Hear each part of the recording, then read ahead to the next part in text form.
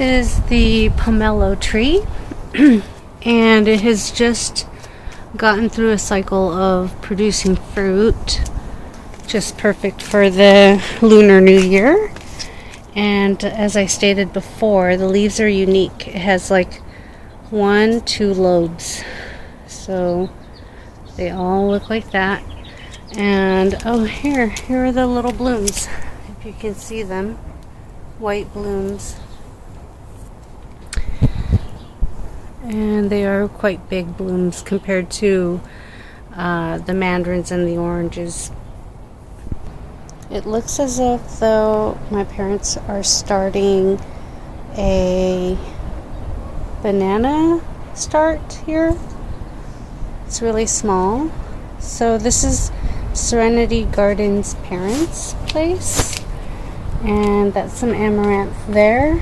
And over here, and you can always tell because of this unique type of leaf pattern where it looks like that, where the lines go in the same direction. And that is a jujube tree. And here they coppiced a papaya tree.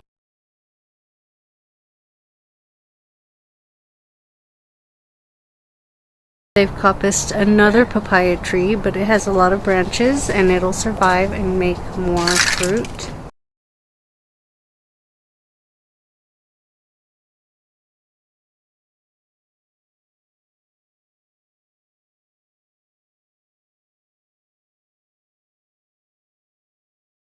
New suncast storage.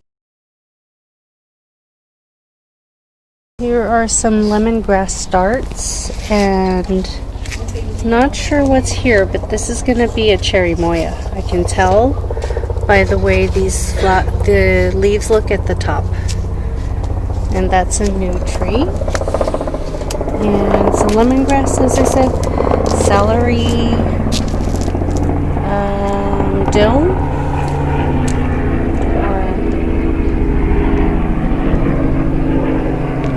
Not sure what this is called.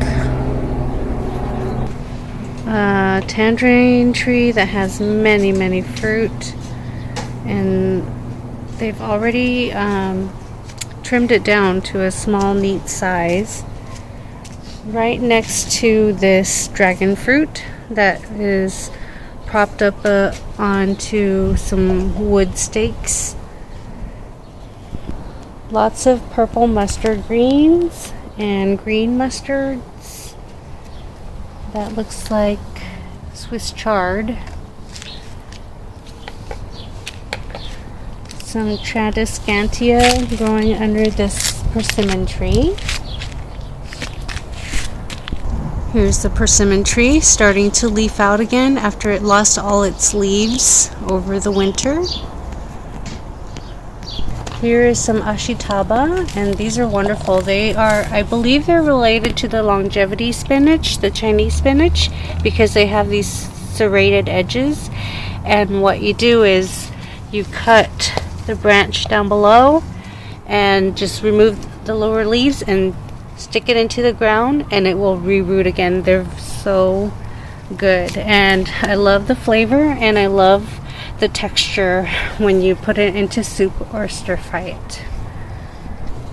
Oh wow, next to the Sansevieria, my parents have elephant food growing, and it's so tall. And off of that, they're growing what looks to be betel or something. Let me ask her. Here is an Australian cherimoya, a new addition. Oh, and look, there's a fruit in there. That is so awesome. And another one.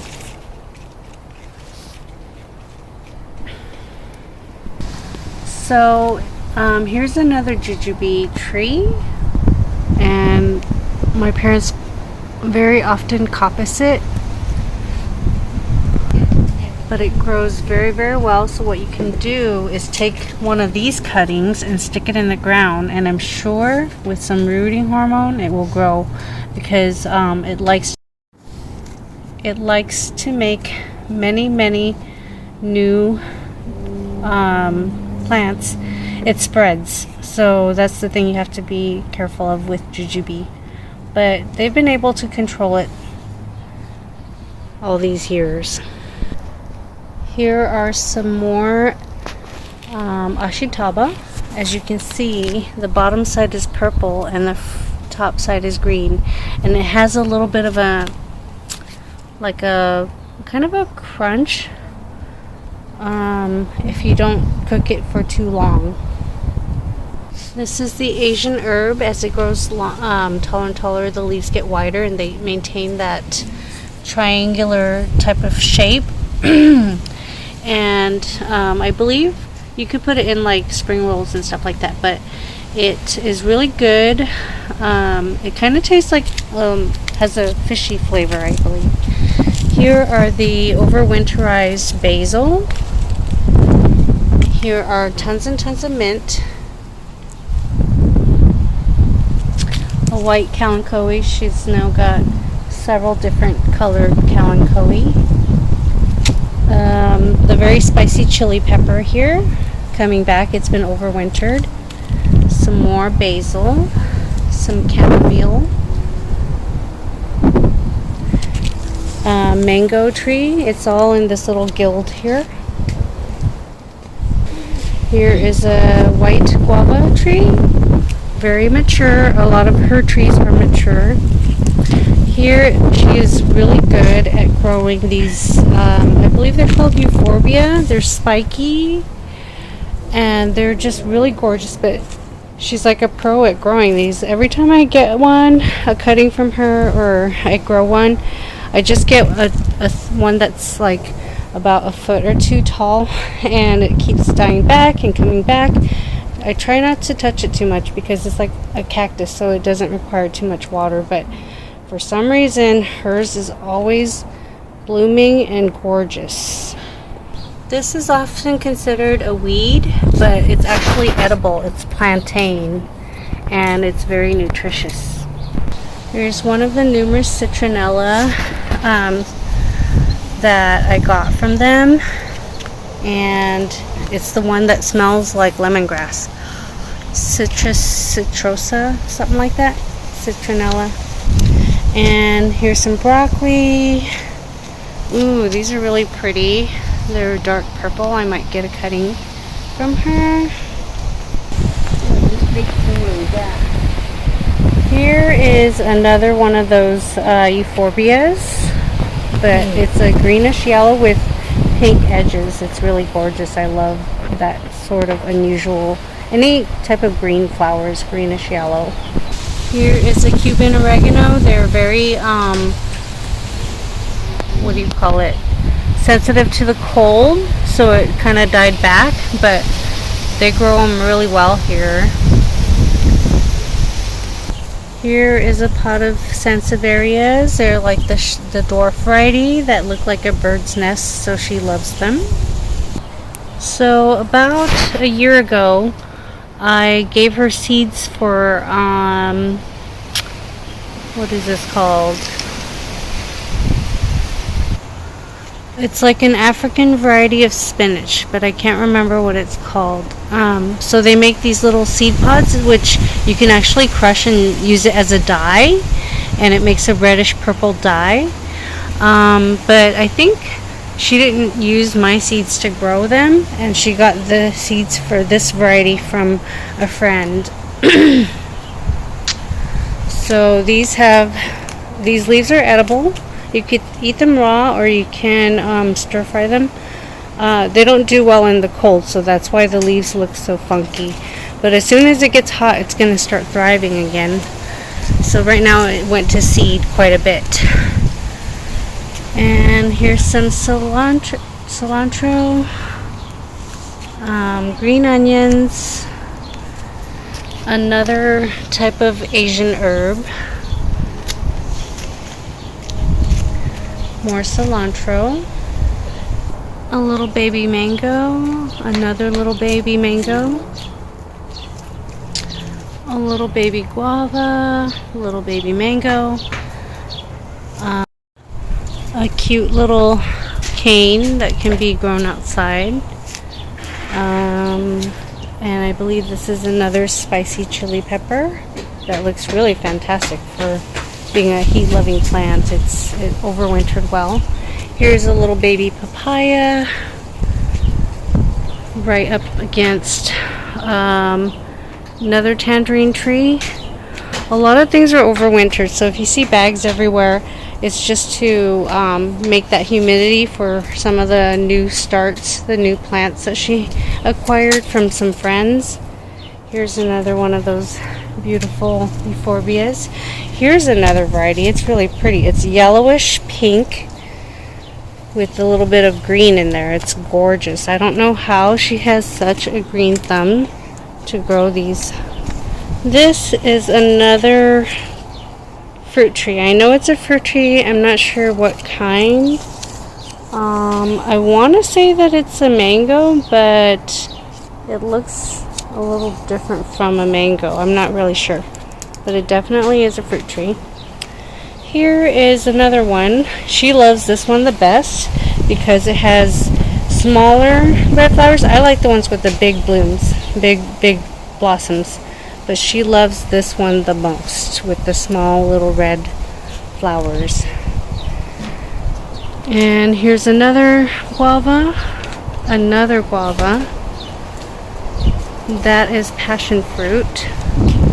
This is dragon fruit lane here. And in the previous years, my dad grew them up and trellised them. But as of late, his trend is to cut it down and kind of keep them about roughly this size here. And this is bromeliad I bought my mom like 8 or 10 years ago. And she's kept it alive, and it went from 1 plant to 2 now. And to me, to others it may look kind of rough, but I think it's going to look a lot better as it's a tropical plant that over spring and summer it's going to bloom and look even better. Here's another dragon fruit climbing up this stump of a tree, and what I thought was a dead tree, my dad says that it's alive, that it grows something when it's the spring, but I don't know. And here is some kind of plant, and I'm sure they use it for some kind of soup or something. I'm not sure. Ooh, it's really fragrant. Oh, it's very fragrant. I don't know how to describe it. It's kind of minty and sweet and almost like a fruit. If you recognize what this is, and I will check on my app what it is and I'll let you know. Here is her beautiful succulents. I love these because you can cut off a whole branch and it looks like a beautiful bouquet of green flowers. It's so gorgeous. And I love how they grow so clustered together from the tiniest little blooms to bigger flowers. And I love this variety so much. My mom loves that one as well. It's her favorite. This is their little lime tree, kaffir lime. So it has the bifurcated leaves, and the leaves are useful in stews and Thai dishes and soups and such. And another guava tree, sugar cane all the way down to there. These like to spread and make more from the rhizomes, so you can actually get a cutting like this and just stick it on the ground, and where the nodes are, it'll start making roots. So that's a really awesome thing to have. As I traverse the edges of the backyard, so they grow things at the edges as well to make room for as many things as possible. So here in this corner is some more dragon fruit. And this is some kind of fruit tree, but I cannot tell you what kind. I feel like it's a mango because of these flowers right here. I don't know if you can see them. And then over here is another, as you can tell, the bifurcated leaves. And the huge white blooms, they're huge. I mean, these citrus flowers, they're very scented, but they're a lot bigger than the ones for oranges and mandarins and lemons. So they are definitely white pomelo. It's the white pomelo tree. And my mom loves what she loves. So this used to be these greenish yellow colored orchids. Now, they don't bloom all the time, but she loves them so much that she keeps growing more and more and separating them. And this Dracaena here, she has this Dracaena. And this is a very, very mature cherimoya tree. And I love touching the leaves. They're like smooth on one side and fuzzy on the back side. Really, really like awesome. And I love how big they are, and they look so pretty. It's like velvety back here. Really, really cool. Next to that mature cherimoya is this guava tree. Very mature. And using steel and wood stakes is another dragon fruit, humongous, and several cuttings of it. Here is a mango tree right next to that, and it's in bloom, and a lot of blooms. A lot of blooms this year. And a dragon fruit propped up all the way over to a little citrus tree. I believe it's another mandarin orange. And then right next to that is a guava tree. Papaya tree. And that's very mature. Some amaranth. Another baby cherimoya tree, which I would love to have a cutting. So that's early spring, and a lot of the things don't seem like there's a lot. I mean, here's some chives. So everything looks pretty bare and not fruitful. However, with the spring days coming, the warmer, longer days, you're going to see this place bloom out, and I'll show you in future videos how it looks. And they've done a lot of editing, removing things that they don't care for anymore, and buying or acquiring plants from friends and such and family if they like new things introduced to them. But a lot of times they just keep what they like and what grows well here, and they edit out and remove things that they have a hard time growing or that they no longer care about. If like they get sick and tired of eating something, then they'll start getting rid of that and growing something else in its place. So every year they grow these mustard greens, whether they're the green variety. She borrowed a cutting from my sister of yarrow. But every year they grow this mustard green, and they eat it till they're sick of it. And then after that they grow something else in the same area, in the same spot. And these are really spicy. Okay, so I will keep you updated. This is just the backyard. I haven't even included what's in the front yard, so I'll show you that next time. This is one of the most mature, biggest longan tree that you can ever find. My parents have cut it down 2 years ago, 2 years ago.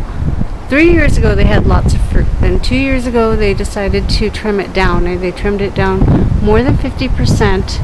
And that year it did not fruit very much. And last year it didn't fruit very much, and then this year it's grown out again, and I bet it's going to provide lots and lots of fruit, and it provides lots of shade for sure. And a lot of times they will give cuttings to friends and family as they graft off pieces. And thank you for watching. Have a great day.